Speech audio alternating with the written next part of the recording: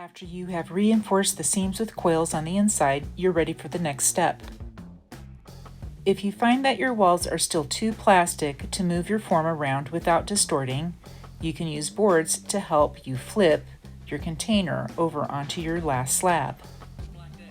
Here you see me lay my front slab over my container with a board on top and my board on the bottom, and I just flip my whole form over.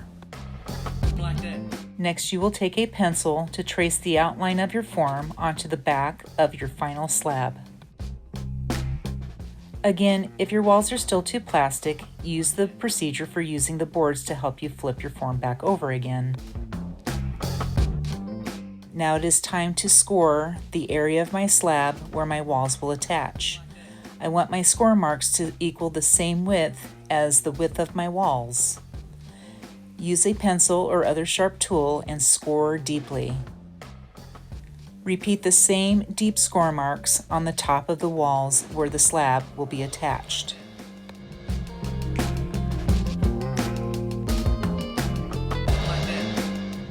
Take the time to remove all of the crumbs from inside of your containers, and don't forget about your work surface. You don't want all of those crumbs sticking to your walls. Clean that off.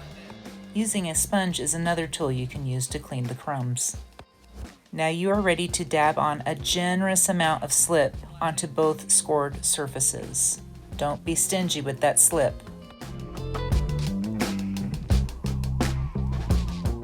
If your container is stiff enough, you can position it over the scored surfaces and very firmly press down over the walls so that the slip oozes from your seams.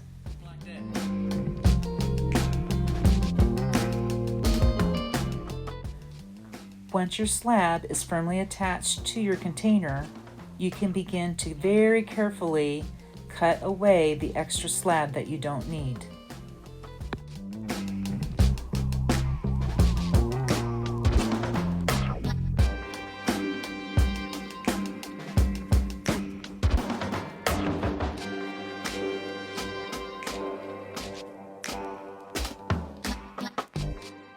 You may also need to use a knife or a Surform to shave away any extra clay that's sticking above where you need it to be.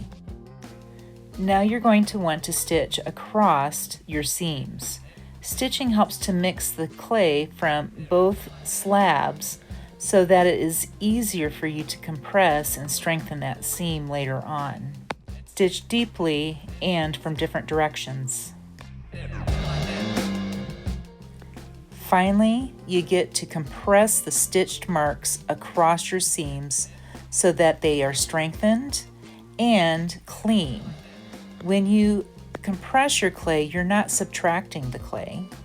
You're actually pushing it back together into maybe some different areas. Our goal is to strengthen and hide our seams and to trick the viewer's eye into thinking that our project was made from one slab.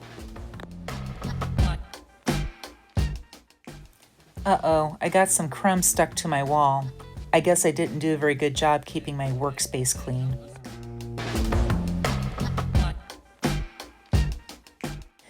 You can finish the surface with the pass of a slightly damp sponge. Avoid using too much water. You'll weaken your seams. Repeat the stitch and compress process on all of your seams.